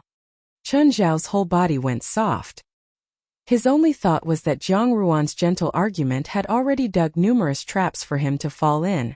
Anything he said now would only be perceived as false. From the beginning he had no chance of winning. Qian Wanli was not faring much better than Chan Zhao. Jiang Ruan, undermining the judge in such a way, had made it impossible for the trial to continue. Only, Qian Wanli had already collected the bribe, so he had put in a great effort to keep up appearances. However, today this thorny situation had already gone beyond his expectations. Not to mention, Imperial Censor Wang was present as well, and had witnessed the whole ordeal. If he stubbornly supported Chan Zhao, it would be hard to convince the people. Moreover, he was not sure what Wang Darren would think of this action. On the other hand, if he supported Jiang Ruan, he would have to return the money that he had already received from Chan Zhao, and he felt really unwilling to do so.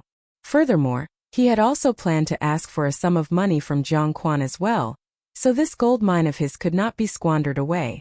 Only, he needed to think of a way where it could be possible for him to have his cake and eat it too. But the reality did not allow Qian Wanli to ponder even for much longer. A moment later, the sound of the beats of a drum fell into the people's ears. Li Mi rushed towards Qian Wanli and cupped his fist to him.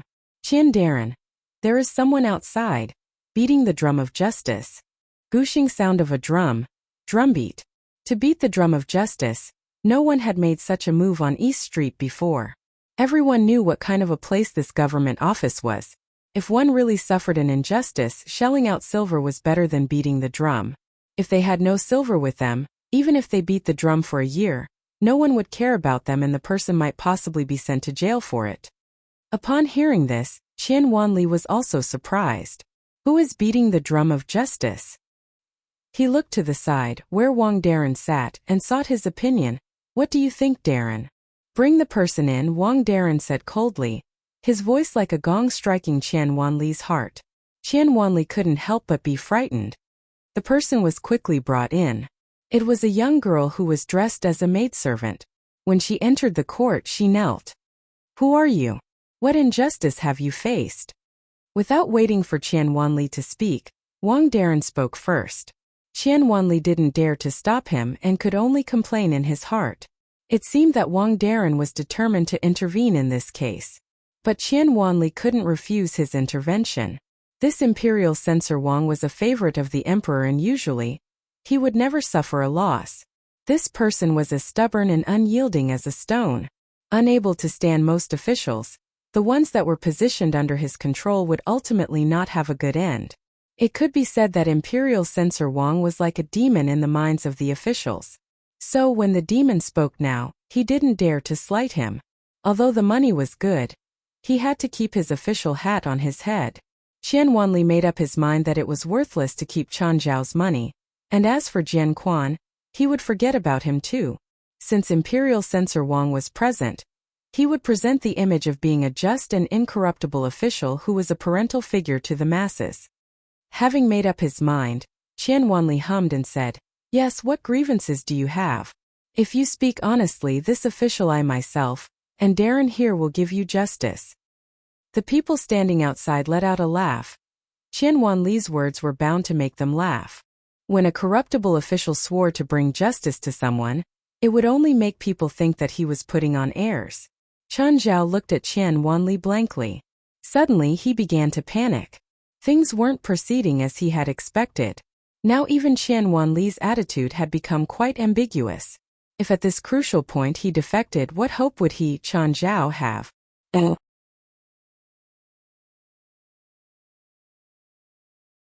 Chapter 23 Part 2. Chapter 23 Reversal Part 2. The girl quickly and obediently kowtowed to the officials sitting in the front. This slave is deeply grateful for the help. This slave did not beat the drum for herself, but for Miss Jiang. This slave is a maidservant at Jiang family's manor. This slave can vouch for Miss Jiang. It wasn't Miss Jiang who killed Chuning, it was Chen Zhao. Then, the girl looked up to reveal a familiar face. It was Qiu Yan. Qiu Yan, what are you talking about? Chen Zhao, after the initial surprise, now showed an expression of disbelief. In this case, Qiu Yan should have actually been on his side. There was no reason for her to support Zhang Ruan, but now she had come out to testify against him. What could be the reason? This slave did not lie. Qiu Yan didn't look at Chen Zhao. This slave and Chuning were first-rank maids at the residence, and thus we also lived together. The day of the murder, this slave went out to buy something, and after this slave's return, this slave heard something strange outside. Since it was a strange noise, this slave didn't dare to show myself but peeped out from a small hole through a window. Chen Zhao was pushing Chuning to the ground. He covered her nose and mouth, restraining her, until she stopped struggling. This slave was terribly scared of being discovered by him and so ran. Later, this slave didn't dare mention this matter to anyone. Who knew that yesterday, the young lady would be imprisoned? Although this slave is afraid of dying, this slave could not watch an innocent person being tried and become a scapegoat. So this slave decided to come here after much thought to vouch for Miss Jiang. Damn hussy, what are you saying? Zhang Ruan must have given you many benefits to pour filthy water * on my son like this. Darren is just and fair and naturally knows who is lying and who is speaking the truth. Be careful, or you will be imprisoned.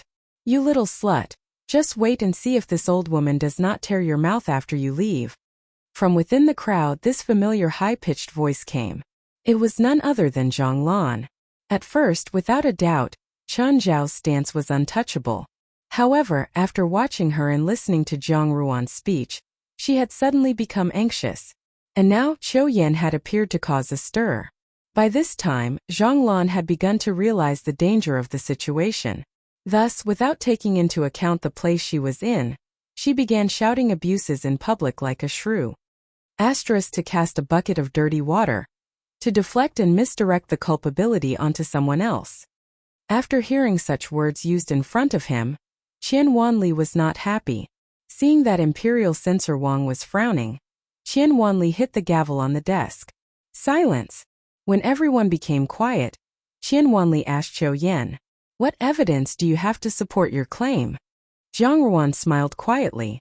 In the silent court, her smile was clear and unblemished, and in seeing that, people felt as if a soft breeze was blowing in their hearts.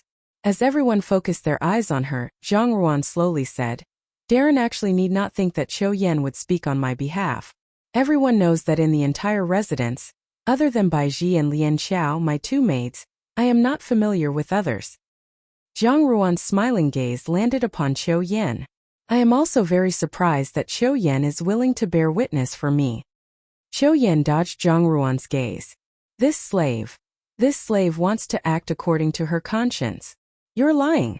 Chen Zhao roared furiously. "You are clearly talking nonsense. You both are colluding together to place the blame on me. Your words are truly laughable." Zhang Ruan raised her eyebrows and looked at him. "I have stayed in prison all day. I did not have any opportunity to meet Qiu Yan. Are you suggesting that we colluded earlier and planned this entire incident out?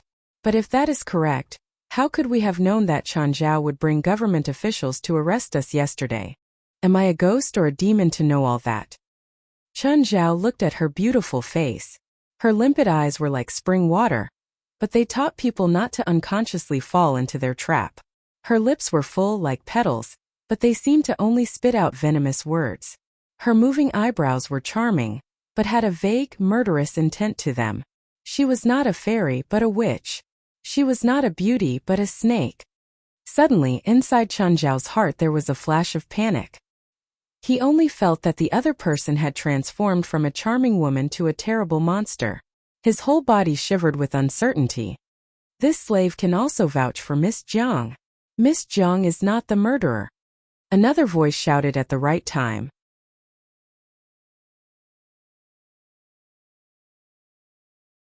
Chapter 24 Part 1.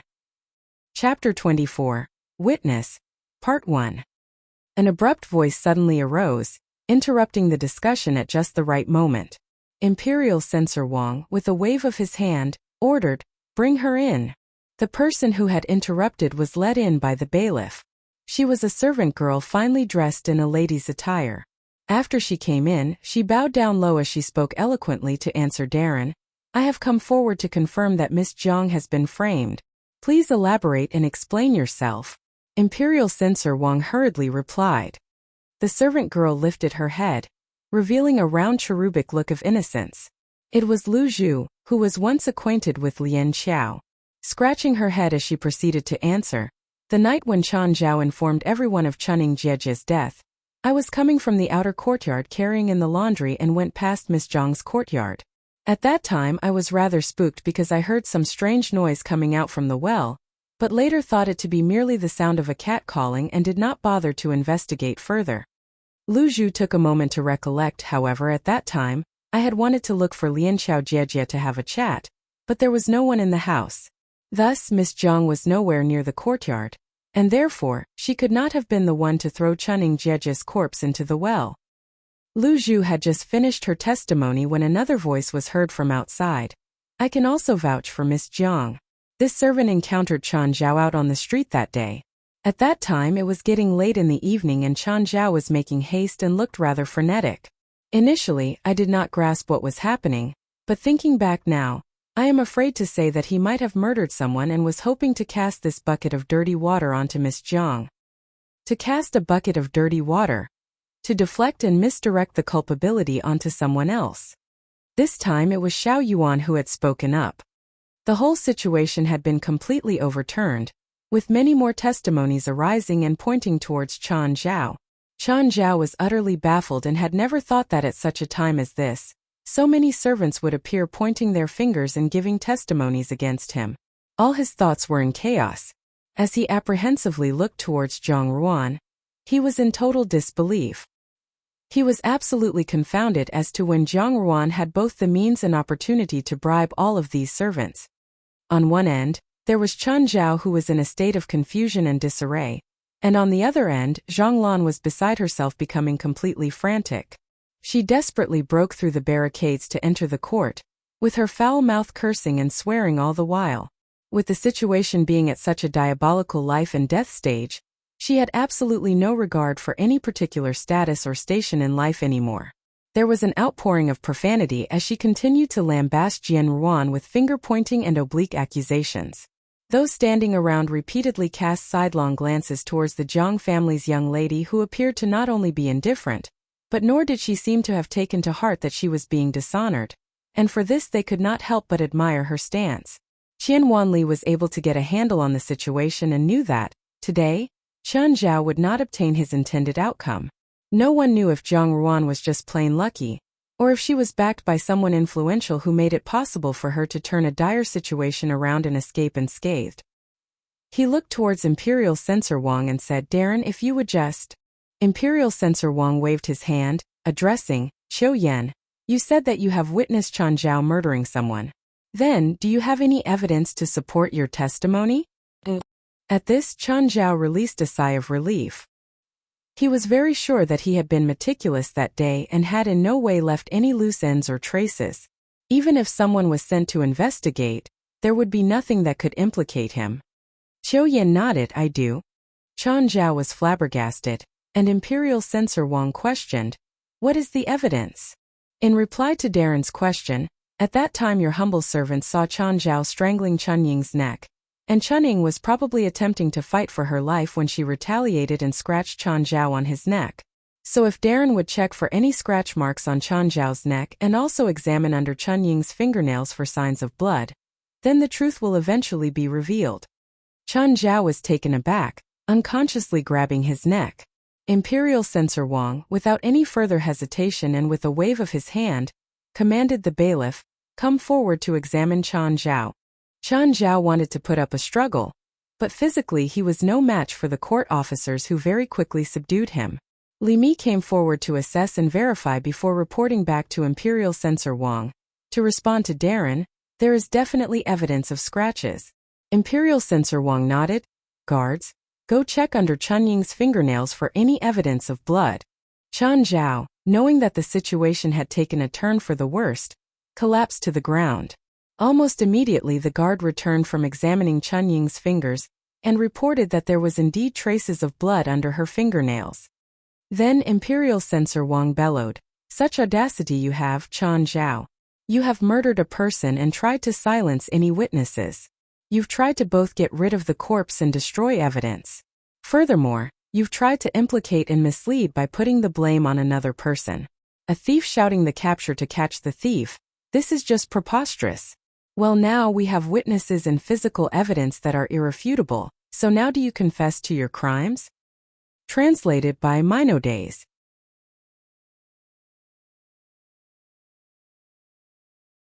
Chapter 24 Part 2. Chapter 24, Witness, Part 2. In a frenzy, Chen Zhao got on his knees and kowtowed.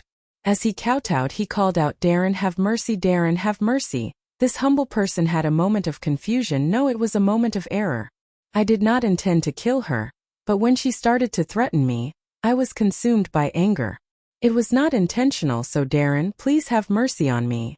Zhang Lan, having watched the whole scene unfold from outside the court, felt her vision gradually turn black before fainting in the midst of the crowd.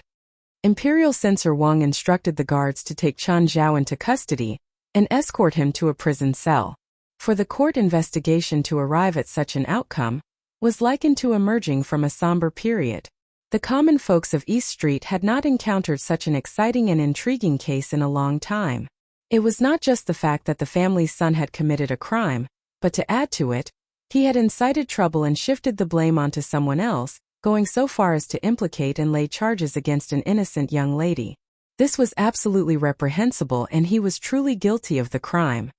But just when everyone thought that the case had come to a close, suddenly, an untimely sound was heard.